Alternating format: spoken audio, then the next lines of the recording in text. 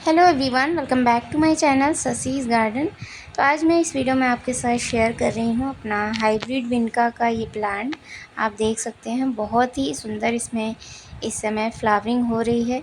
पूरे साल ये पौधा फ्लावरिंग करता है, विंटर सीज़न में भी कुछ हद तक इसमें फ्लावरिंग होती है। तो आज मैं इसके जो सीड से काफ़ी सारे मेरे पास प्लांट्स तैयार हो गए हैं, उन प्लांट्स को मैं लगाकर आपको दिखाऊंगी किस तरह की सॉइल मिक्स में आप इन्हें लगाएं, ताकि इसी तरह से आपके गार्डन में ये फ्लावर खिलते रहें। तो ये हाइब्रिड विनका का प्लांट है और इसे मैं नर्सरी से लेकर के आई थी। सिर्फ 2 प्लांट लेकर के आई थी मैं, और इन्हीं से मेरे पास काफ़ी सारे प्लांट मैंने कटिंग से भी तैयार किए हुए हैं। और आज मैं आपको दिखाऊंगी कि मेरे पास सीड्स से कितने सारे पौधे तैयार हो गए हैं।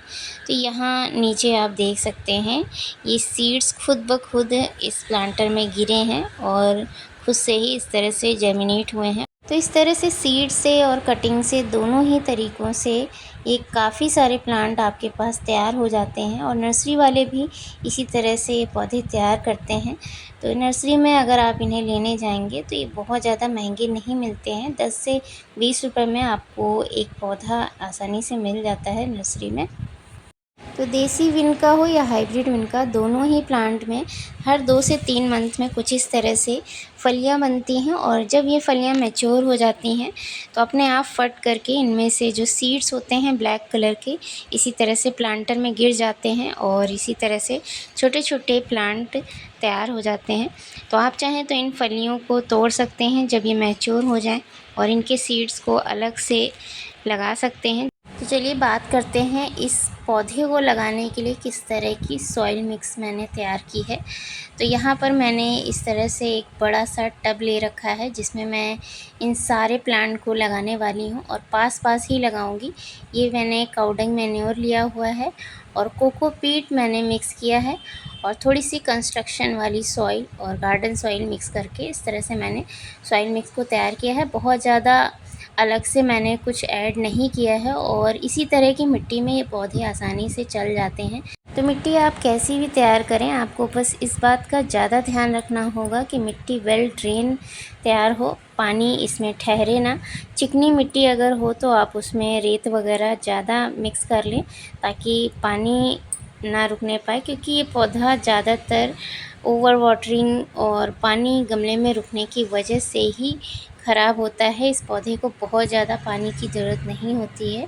हर समय अगर आप नमी बनाए रखेंगे इसकी मिट्टी में, तो पौधे की जो पत्तियां होती हैं वो कुछ हद तक पीली पड़ना स्टार्ट हो जाती हैं। तो इस तरह से जो छोटे छोटे ये पौधे हैं इन्हें मैं निकालने की कोशिश कर रही हूँ, और बिना रूट्स को डैमेज किए हुए ये सभी पौधे मैं इस तरह से निकाल लूँगी। पौधे काफ़ी छोटे हैं लेकिन रूट्स काफ़ी अंदर तक जा चुकी हैं इनकी।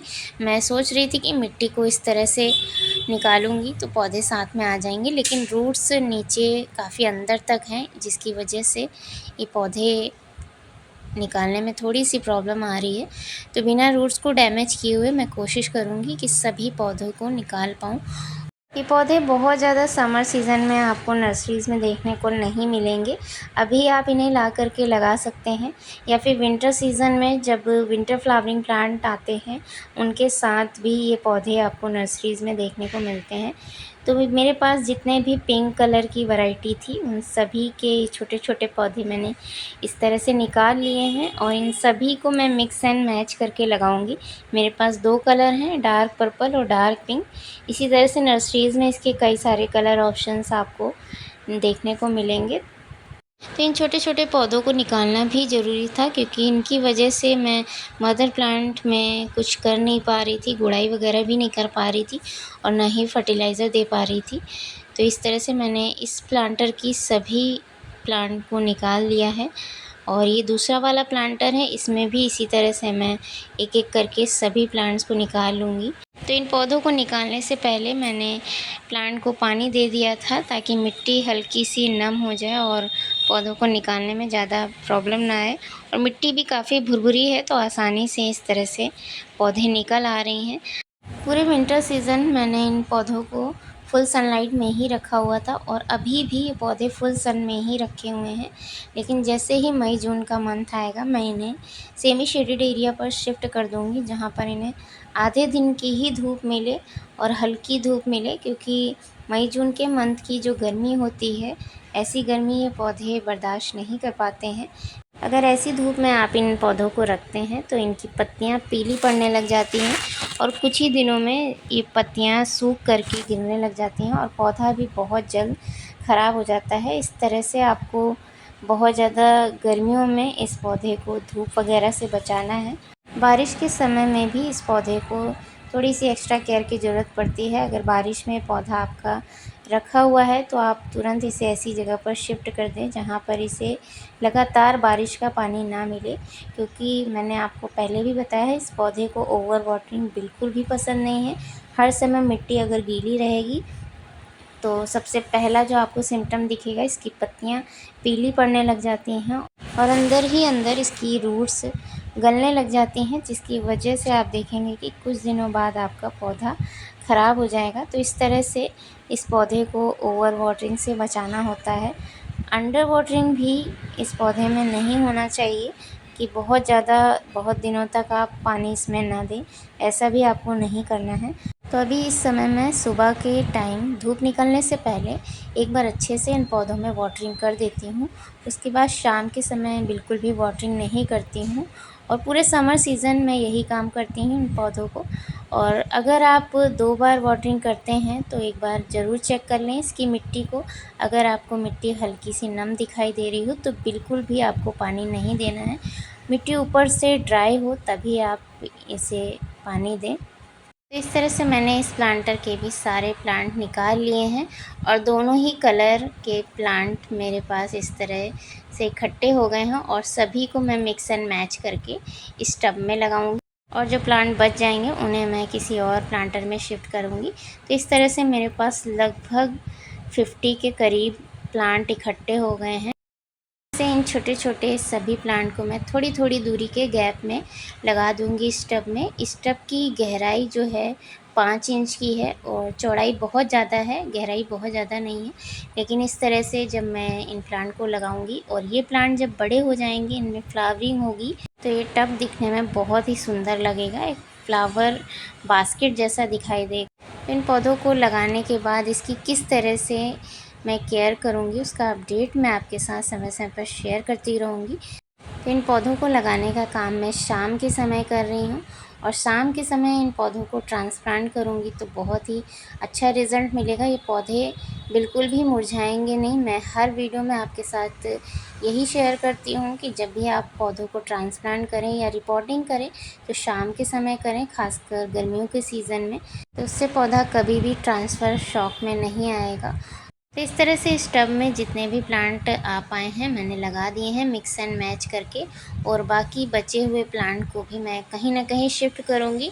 छोटे छोटे मेरे पास पॉली बैग हैं उनमें भी लगा दूँगी, फिर आगे चल के जो प्लांटर खाली होते जाएंगे उनमें शिफ्ट करती जाऊँगी। तो इस तरह से ये छोटे छोटे मेरे पास डिस्पोजेबल ग्लासेस थे उनमें लगा दिए हैं। जैसे इन पौधों को लगाने के बाद अब मैं एक बार अच्छे से वाटरिंग कर दूंगी। इन्हें लगाने के पहले मैंने मिट्टी को थोड़ा सा गीला किया था और अब मैं फिर से इस तरह से एक बार और वाटरिंग कर दे रही हूँ। तो इस तरह से इसकी सॉइल मिक्स को तैयार करते वक्त मैंने काउडंग मैन्योर का यूज़ किया है और अब जैसे जैसे मई जून का मंथ आएगा तो मैं इसमें बिल्कुल भी फर्टिलाइज़र नहीं दूँगी और इन्हें सेमी शेडेड एरिया पर ही रखूँगी। तो इस तरह से इस पौधे को बहुत ज़्यादा फर्टिलाइज़र की ज़रूरत नहीं होती है। मंथ में एक बार अगर आप इस पौधे को फर्टिलाइज़र दे देते हैं तो बहुत अच्छी फ्लावरिंग करता है और ग्रोथ भी इस पौधे की काफ़ी अच्छी हो जाती है। तो जैसे जैसे ये पौधा बढ़ता जाए आप इसकी पिंचिंग करते जाएं। अगर आपको इसे बुशी बनाना हो, जिस तरह से मेरे पास प्लांट हैं, मैं इन पौधों की कटिंग हर 2 से 3 मंथ में कर देती हूँ। जब मैंने इनकी कटिंग की थी मैंने आपके साथ शेयर भी किया था, विंटर सीज़न में काफ़ी ख़राब हो गए थे ये पौधे। तो कटिंग करने से इसमें ज़्यादा से ज़्यादा ब्रांचेस आती हैं और पौधा काफ़ी बुशी हो जाता है और हर ब्रांचेस पर आपको फ्लावरिंग देखने को मिलती है, तो बहुत ही सुंदर लगता है पौधा। तो इस तरह से जो प्लांटर मैंने जिनमें से पौधे निकाले थे उन्हें भी मैं 2-2 मुट्ठी करके काउडंग मैन्योर डाल दे रही हूँ उन पौधों में। उसके बाद 2 महीने बाद ही मैं इनमें फर्टिलाइज़र दूँगी और इन पौधों की ग्रोथ भी आपके साथ शेयर करती रहूँगी, किस तरह से इसमें फ्लावरिंग हो रही है। तो इस तरह से अगर आपको इस पौधे से ज़्यादा फ्लावरिंग लेनी हो तो आप जो इनमें फलियां बनती रहती हैं उन फलियों को हटाते रहें। अगर आपको सीड ना चाहिए हो तो इन फलियों को जब आप हटाते रहेंगे तो इसमें ज़्यादा से ज़्यादा कलियां बनेंगी और फ्लावरिंग आपको ज़्यादा देखने को मिलेगी। और दूसरा जो काम है, इसमें जो भी पीली पत्तियां आपको दिखाई दें, थोड़ी बहुत भी अगर पीली हों तो उन पत्तियों को बिल्कुल से हटा दें। आप देखेंगे कि उन पत्तियों की जगह पर नई पत्तियां और नई ग्रोथ इस पौधे में आपको दिखाई देगी।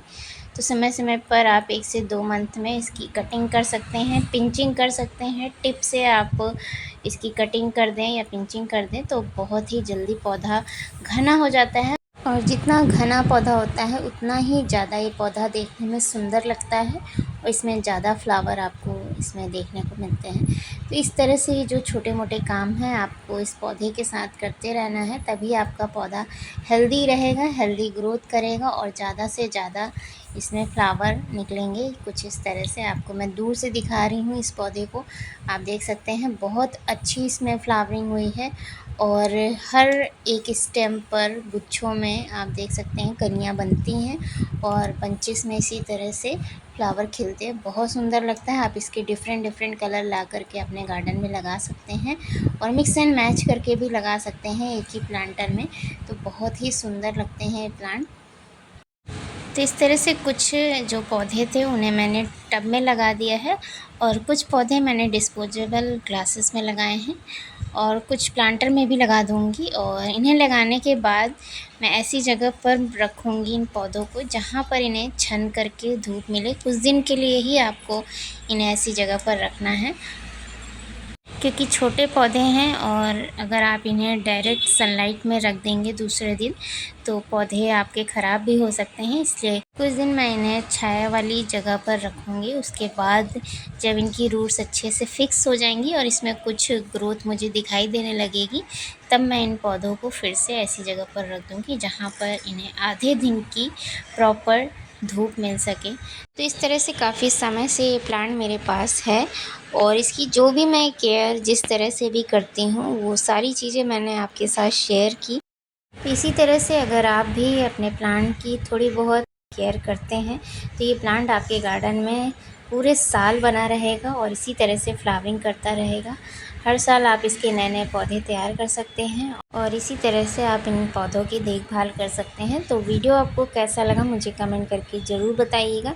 चैनल पर फर्स्ट टाइम विज़िट कर रहे हैं तो चैनल को सब्सक्राइब करके बेल आइकन को ज़रूर प्रेस कर दीजिएगा ताकि आने वाले नेक्स्ट वीडियो का नोटिफिकेशन आप तक पहुँच सके। तो इसका भी मैं अपडेट आपके साथ ज़रूर शेयर करूँगी। तो मिलते हैं फिर से इसी तरह के एक और नए वीडियो में। तब तक के लिए thank you so much for watching.